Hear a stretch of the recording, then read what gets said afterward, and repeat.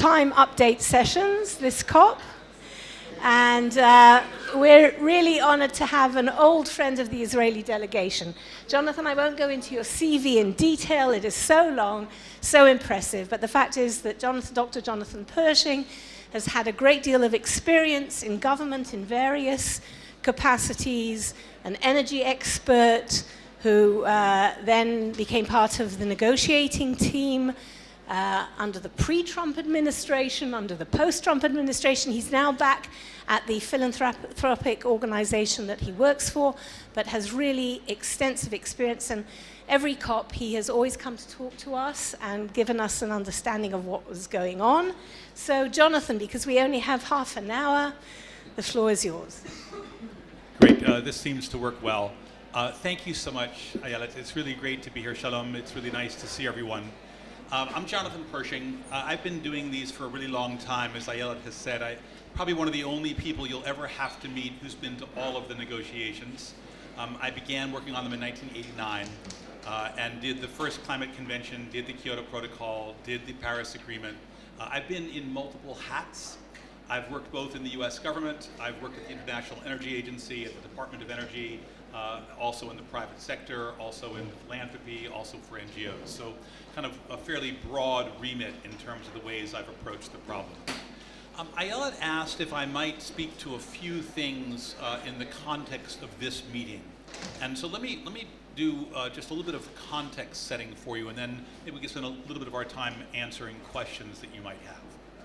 I think that there's a question in the first instance of, like, what are we all doing here? We've got 50,000 people here, give or take some. That's the number that we get from the Egyptians. I think they're probably pretty close. So 50,000 people, of whom about 5,000 are government. So you think about the 5,000 people, they're doing essentially variations of negotiations.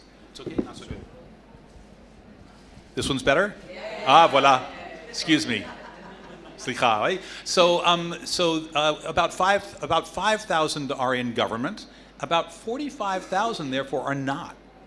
And the 45,000 that we've got here that are not in government are probably one of the most central partners of this exercise.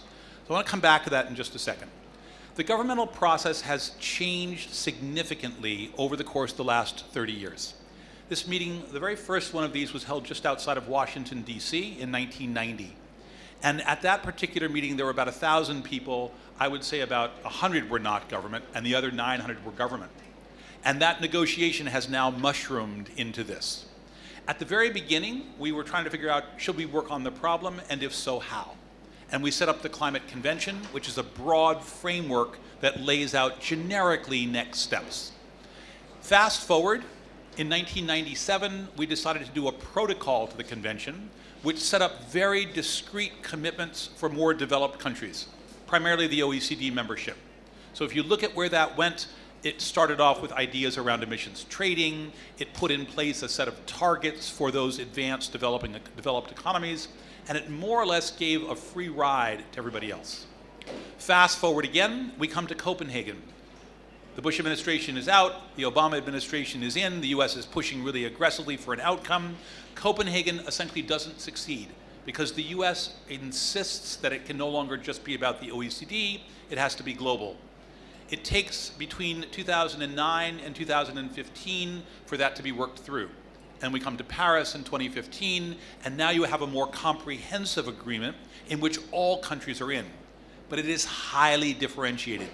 Instead of having everyone do the same thing, you now have a bottom-up approach where each country decides what it intends to do, and the collective, the aggregate, is then examined for adequacy. We are now approaching the anniversary when people are expected to produce some of those initial obligations and expectations. And in fact, next year, we're going to do what this thing called a global stock take. And at that discussion, we'll be reviewing the adequacy of the overall effort. Last year in Glasgow, we reaffirmed it. We basically said, yep, we're still in, we're still working against those targets, we've got objectives for 2030, we've got commitments for finance, we're thinking about how do we adapt to the climate consequences. We're now going to review that. I would submit that we've made both enormous progress and insufficient progress. One of the ways to think about progress for me is in terms of temperature, because if we look at the climate change science, and it suggests that we should be at some number, where had we been? What trajectory were we on? When we began the exercise, we thought the temperature increase on a business as usual course would be on the order of 5 to 7 degrees. By the time we got to Paris, we thought we'd be on the order of 4 degrees. If people do all the things they say they would do, we'd be below 3 degrees. So if you think about 7 or even 5 and compare that to somewhere around 2.5, that is unbelievable progress. It's a function of a set of things, some of which are related to policy, some of which have no bearing on policy. So some of the policy things, we've put a fair amount of money into efficiency. We've put a lot of government resources into collectively renewables. I would argue that the renewable trajectory is a fascinating one. Starts off with US, almost exclusively US technology, picked up by Germany, which puts this incredibly expensive tariff in place in order to pay for solar panels, thinking that they were going to manufacture this stuff. It was going to be a major engineering profitable enterprise, and then China undercuts them in the market and now makes 90% of the panels in the world. But the technology to initial policy to manufacturing is a 10 to 15 year cycle. It doesn't work out for any of the first two players. The US has none of the market, Germany has none of the market. But without the US and Germany, you wouldn't actually have the price that we see today. So really interesting dynamics. Some things were completely out of the expectation. The fact that gas prices plummeted in the middle of the last decade is a function not of climate policy, but a function of engineering and new supply from the United States through fracking and some real discussions of new finds. And mostly that has replaced coal. And so you get, instead of significant emissions from coal, much more modest emissions from natural gas. That's generated a big change in the global trajectory on emissions. But it wasn't because of climate policy. It was because of other options. The same thing applied in the UK. Margaret Thatcher pushed back against coal because she hated the unions, not because she wanted climate change. So you've got this really interesting set of other issues that lead to outcomes that are good for climate, but not driven by climate policy. Where are we going then, now? We've got a couple of things that we think have to happen. The first one is the most recent round of the science reports that have come out suggest that the tipping points for significant damages are at a lower level of temperature change than we thought. We used to think it was somewhere between 2 and 3, and you had some really significant consequences. We now think it's probably below 2, most likely below 1.5. 1.5 has been settled on for a number of different reasons. Mostly, if you look at various kinds of damages, you get a monotonically increasing rate of damage. So it goes up like this, and then somewhere around 1.5, it shoots up very, very vertically. So, for example, we look at things like malaria, dengue fever. We look at the range of mosquitoes that carry those. Somewhere around 1.5, they radically move north. So if they're more equatorial, you now have them at higher latitudes. A second thing that shows up, we think that somewhere around 1.5, we'll see significant increases in severity of high intensity events. I would argue that that's actually showing up earlier than we thought. The numbers for Pakistan suggest that that's about 40% more likely to have happened with climate change than without it, and we're only at 1.1. And people tend to think about damages and impacts, I think, in ways that are sensible. And one of the things we talk about is displacement. How many people are being pushed out? What kinds of consequences are there? So let's look just at a couple of historical ones for perspective. Let's put in play, for example, Syria. About 7 million people left Syria. That was a huge number, largely disrupting European political systems.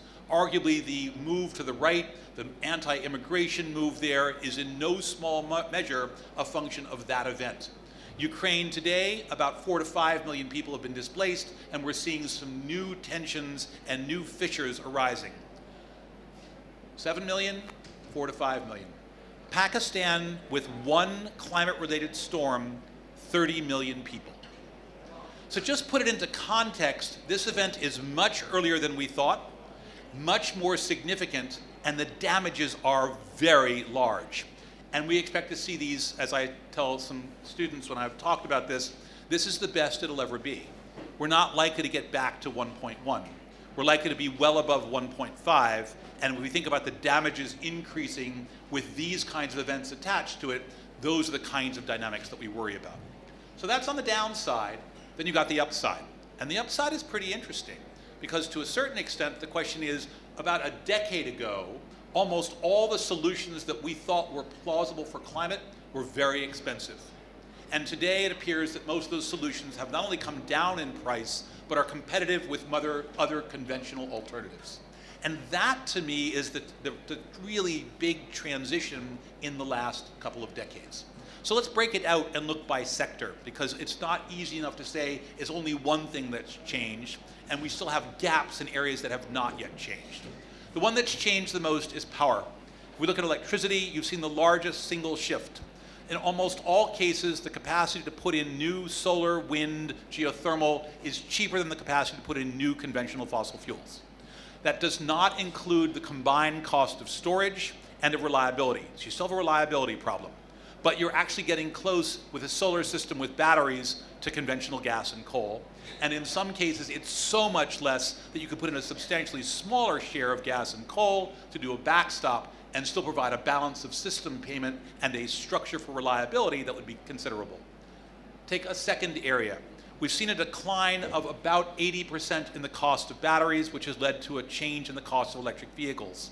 We're now seeing an uptake that probably will now move forward still with subsidy, but moving forward aggressively. We're seeing in the United States that something like 40% of new vehicle owners are choosing electric because gas prices are high. That's not a particularly rational investment in the upfront term, because the upfront costs are still higher, but the payback with American prices now on petrol is about 2 years for a car that you'll probably hold for 7. So it's a reasonable investment if you have the upfront capital. And that's no longer the case. It's not what it was a decade ago when it was in a 20 or 30 year payback, which you wouldn't have your car that long. So we're seeing a shift in that technology. We are seeing less of a shift in industry. If we take a look at the primary sets of industries that drive emissions, it's steel, it's cement, and it's chemicals. From the industrial share of total emissions, those represent 60% of energy of industrial-related greenhouse gas emissions, just those 3 subsectors. We have some ideas about steel. A lot of it runs through hydrogen. We've got fewer ideas around cement. We've got fewer ideas around chemicals. The chemicals numbers are probably also attached to hydrogen and ammonia, mostly as a gas feedstock. The steel mostly attached to hydrogen for high combustion temperatures. The cement not yet clear. So we've got some issues there. And then we come to agriculture. If we look at agriculture and forestry combined, between the two of them, it's almost 30% of global emissions. Agriculture by itself, about half of that. And we have fewer ideas still there about how to scale up that option. People talk about dietary change. I think that might be part of the solution. I find it hard to imagine a global shift in diet being so straightforward. That seems like a very difficult thing to create. There are some technologies that are being pressed as well with the US Department of Agriculture, with partners around the world. It's a combination of everything from fertilizer to water use to energy demand to soil carbon and the management of soil carbon to crop rotations and how you think about that to the uptake of nitrogen. A series of questions that are part of the mix that have to do with that particular agenda. But there's a huge issue around the technologies and the practices in this domain. And then we have the question that comes across all of this around finance. And that brings us back to some of the debates that are happening here. Because clearly this is not free. Even if there's a commercial benefit to be had, there's an upfront capital cost. And for many, the risk attached to that capital investment is higher than they want to incur. It doesn't mean it's not a worthwhile investment. It means you have to manage the risk. The risk is coming down because a lot of the technologies are now much more well-known and better understood. And as a consequence, that technical and technology risk is lower. The country risk is sometimes lower, but sometimes higher. We are seeing, for example, the nationalization in Mexico, which meant that any renewable investment you might have made in Mexico has now been nationalized out. That's the risk you really can't manage too well if you're an investor. In some cases, it's a lower level of risk. We're seeing parts of Africa making real requests and opening the door for companies to come in and making some of these investments. Will it hold? There's probably not more of a risk than there is for other investments in Africa, but we always know that these are risky kinds of propositions. And then you've got the question of how much state aid will there be? What kind of support will we end up with from development assistance programs, multilateral development banks, in order to catalyze some kind of a blended public and private program? That is growing pretty quickly, but it's still measured at well less than $50 billion in terms of actual catalytic aid in a total model which we assume will be over $1 trillion. So we're looking at fairly modest sums in terms of what we need. But it also suggests that there's a likely opportunity, because as you look at the plans that have been proposed by countries to look at their long-term transition, the investable potential there is high, even though the financial markets are not yet designed to capitalize that. Let me put one more piece on the table. And this meeting is focused on this as well. If you think about the 3 buckets of work that you're doing here, one piece is, can you do more on mitigation and reduce emissions? We've seen a number of announcements both from companies and from governments around their intent. Biden came to the meeting and spoke last week, in which he elevated the set of activities the U.S. has undertaken with congressional law earlier this year. There's on the order of $1 trillion of total assets that have been put on the table for infrastructure and for investments through the infrastructure bill, what's called the Inflation Reduction Act, which is really a climate bill, through the Energy Policy Act last year, and there's something called CHIPS and Science, which is really a bill that does basic research. If I put those on the table, that's a stunning amount of money that's just been put out. China's put out a program called 1+N, in which what they've got is an overarching goal to meet President Xi's commitment of a 30% by 2030 to stop growing emissions, and by 2060 to get to zero. He's got a series of policies yet to be defined about how he would implement that.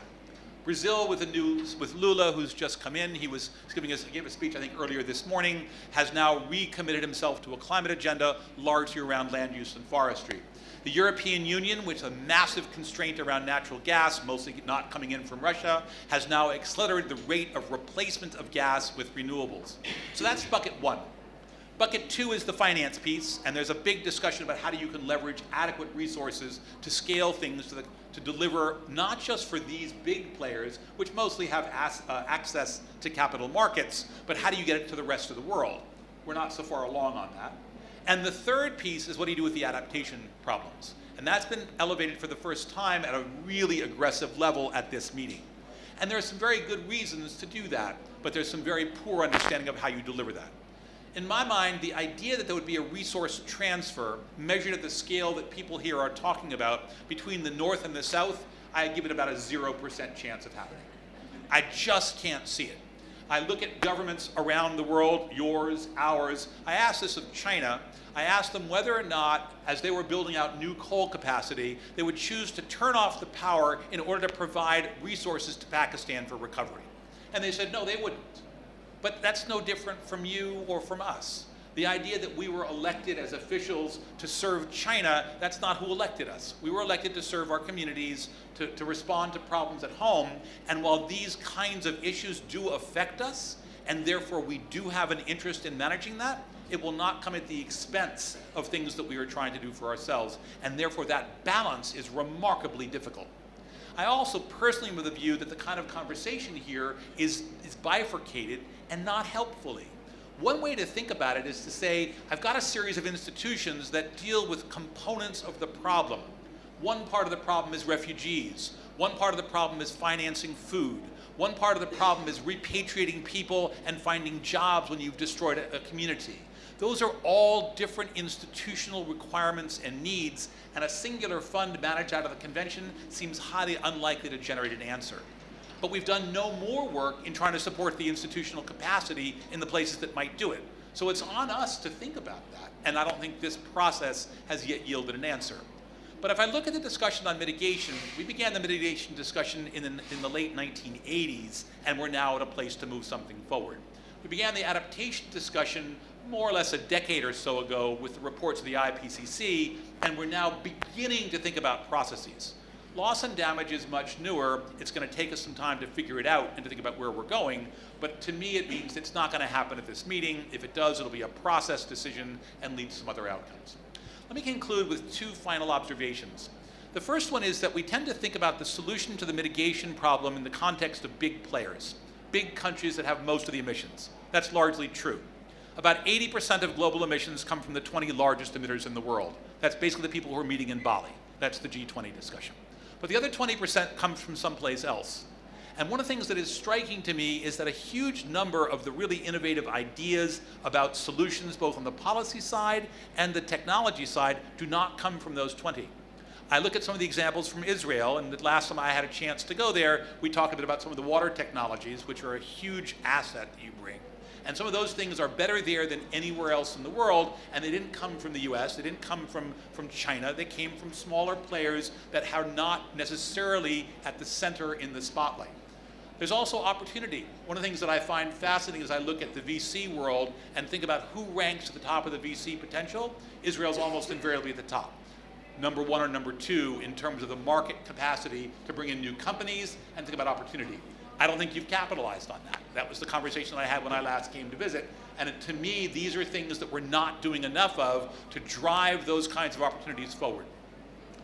The second thing which I would note is this is not a short-term problem. We're not going to fix it at this meeting. We're not going to fix it at the next meeting. You have some time to engage, but the urgency of doing so is increasing. The kinds of damages that we were trying to avoid, we missed the boat on that. We've already got them. But the kind of damages that we can see in the future are much worse. Every 1/10 of a degree that we can avoid, whether it's at 1.5 or 1.6 or maybe below 1.5, matters. And if we look at Pakistan or the heat wave that came through China or the wildfires in the United States or the dynamic for drought in Australia, every 1/10 of a degree makes it worse. And so I think one of the reasons so many people show up at this is that's resonating. People in governments are paying attention to it. And the question is how to take advantage of that, both the commercial and business opportunities, but also to manage some of the policy demands that it requires. Let me stop with that and take some questions.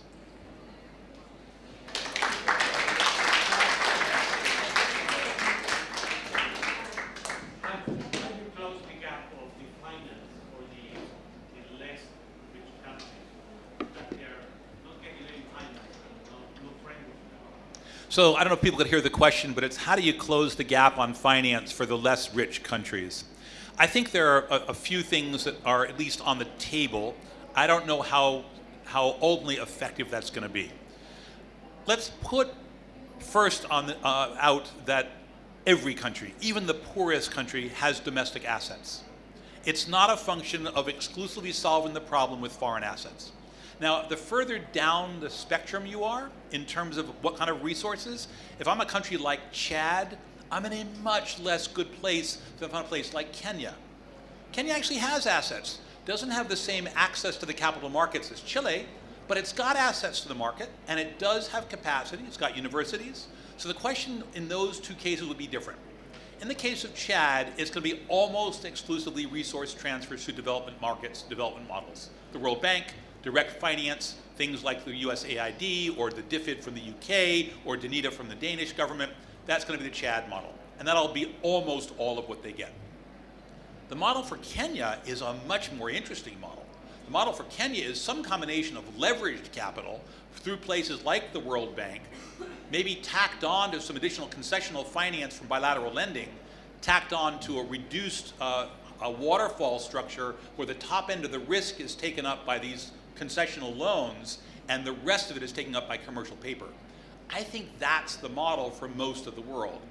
If we look at the emissions at the bottom of the spectrum, the Chads, the Yemens, they are responsible for less than 3% of the total. I then look at Africa as a whole, all of Africa, less than 10%. So at the end of the day, I'm not so focused on them from an emissions perspective, although I am from a development perspective. But if I'm not looking now at the larger players, I'm not looking any longer at some of the same kinds of constraints. It is not clear that what I need to do for China is provide them with resources. They've got incredible savings rates and an awful lot of capital parked and not being particularly active. So can we move China to make a different investment in Africa? There's a lot of pressure on that. What would that look like? So China's making investments through the Belt and Road Initiative. It's been slowed in the last year with COVID and with the economic slowdown in China, but massive investments are coming out there.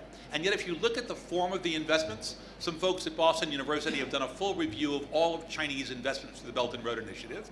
And what it shows is the vast majority of state-owned enterprise investment in Africa through BRI have been conventional fossil fuel plants, coal, and to a lesser extent oil with diesel. What if that shifted? That's a fundamentally different model, not different money, and China's expressed a willingness to think about that. In the deal that was done last year between the US and China in Glasgow, and I was part of the negotiation of that deal, we ended up with a commitment on the Chinese side to halt investment of coal through its BRI. So here's a kind of way that you do it, but it's going to be aggregated up with these other kinds of instruments. My personal guess is that won't be enough. And what you're going to end up with is a gap.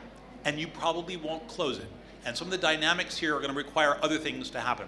If the price comes down further for all these technologies, most of Africa is a taker, not a maker of markets. So if the US or Germany or other parts of Japan, pick your country that you like as a leader player, move that technology forward, access to that new technology with a lower price will most likely move. But I think you're going to still have a gap between what is needed and what we currently are prepared to provide. Yeah. Where does nature come into the current discussions? We seem to be betting all our horses, all our bets on technology, but basically ecosystem services and their effect on climate seems to be minor or secondary. So for folks who couldn't hear it, what's the nature component of this? If we think about technology only, that may be insufficient when we've got this large share of nature that plays out. The meetings here are beginning to increasingly focus on that question. There's been a fair amount of philanthropy which has gone into nature-based solutions. Jeff Bezos, who runs Amazon, has made some pretty big bets on the nature side. Organizations like the World Resources Institute, with now offices in about 2,000 people around the world, is making a bigger bet there. There are several parts to this equation. In my mind, there's the question of mitigation. How much of the nature-based solutions can help you reduce greenhouse gas emissions? And there's a part that's resilience. How much does the nature-based solution minimize the damages that climate creates? Let me look at both of those separately.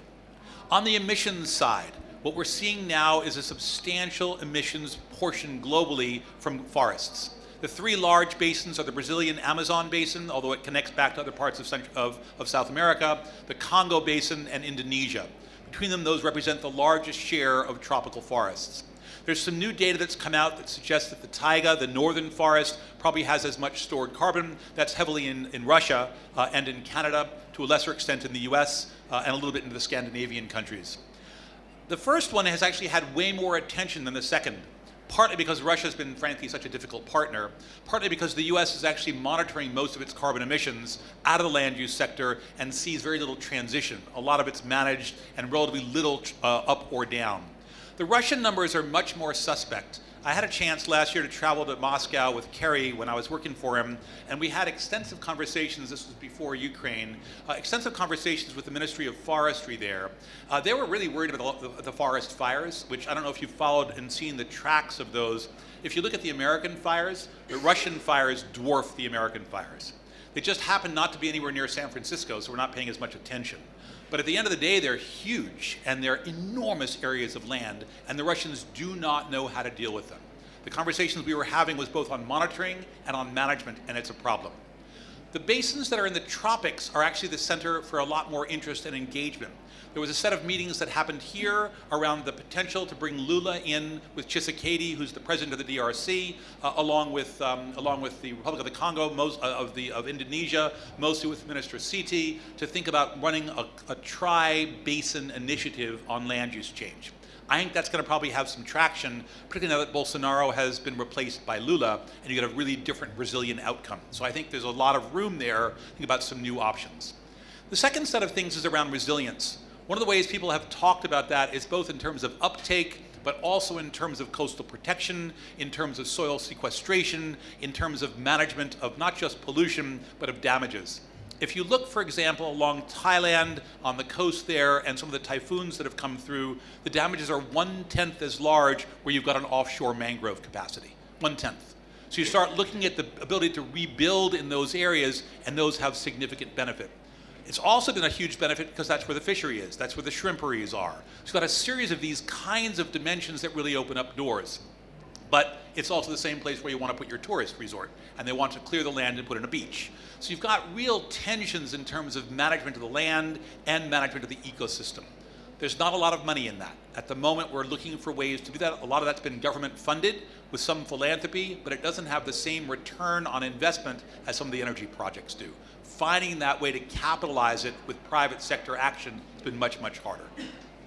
Yeah? You just mentioned resilience, and if looks, you know, in mitigation, we are dealing it with quite a lot of time already. But in terms of adaptation, this is the first time we are talking about, or try to talk about adaptation goals, or global goals. And this is something that is still not in our knowledge.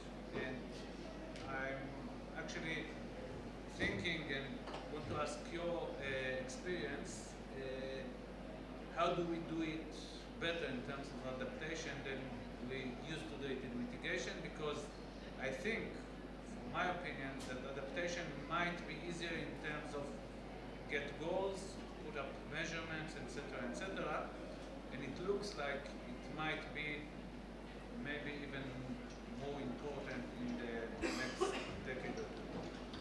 So the question essentially is how we think about adaptation and goal setting and how we compare and contrast that with mitigation and the timing and the structure.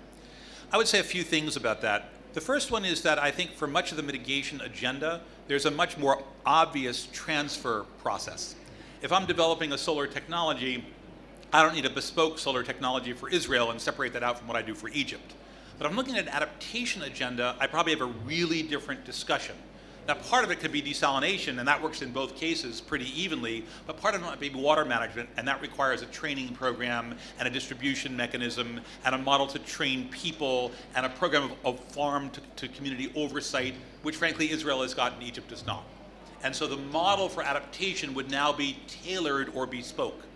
And then I start translating it even further afield, and I think about the multiple sectors that might be affected and the models that might be acceptable for one country versus another.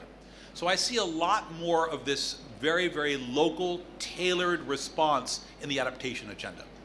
The second thing, though, is that I do think that there are some areas that do have commonality. I think we can start looking at things that cross countries and cross agendas. So one of the things we think we're going to have to do is recovery. We think we can find things like insurance programs that might provide assets into communities post-disaster to more rapidly bring people back and to rebuild communities, including productive parts of the economy. Those probably translate. Those kinds of institutions are ones that might be worked through both multinational and national institutions, and the learning and the lessons could be taken forward. I think the second question has been the costs of this. It's very easy to think about doing the investment for a private corporation which invests in a steel mill or invests in a car factory. It's much harder to think about what the private benefit is from building a seawall or putting your house on stilts or managing a heat-tolerant program in which you don't have the same kind of benefit that returns a commercial asset. The way we tend to think about it in most parts of the world is bond structures, which means you have to have enough capacity inside the government to issue the bond and to pay it back, and a tariff structure that ends up with a regular return on investment. That's actually not so easy for most of the world, few of which have those kinds of assets or those kinds of programs. So I think the answer broadly is there are some areas that we probably know and a lot that we still have to develop. There are some things that we're doing but not effectively that could be made better, and some things we haven't yet figured out. On the doing well side, I'm pretty interested in the early warning systems. So that's actually pretty doable. That's transferable and translatable. I can begin, if I got you 3 days warning from a major storm, the difference in the number of lives lost versus a 1 hour warning is so huge. It's probably measured in millions of lives. We know how to do that. Actually, both the US and China have early warning systems that they're working on with Africa. So I think about those kinds of initiatives. That fits the first bucket. Think about the second part. What do I do with the displaced people? How do I manage recovery?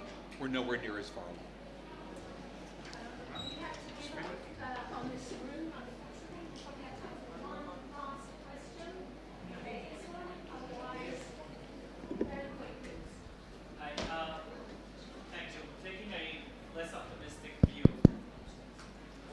Let's say we're getting closer to 2030 and it becomes clear that the world is not meeting its emission goals to stay under 1.5, maybe not even to stay under 2.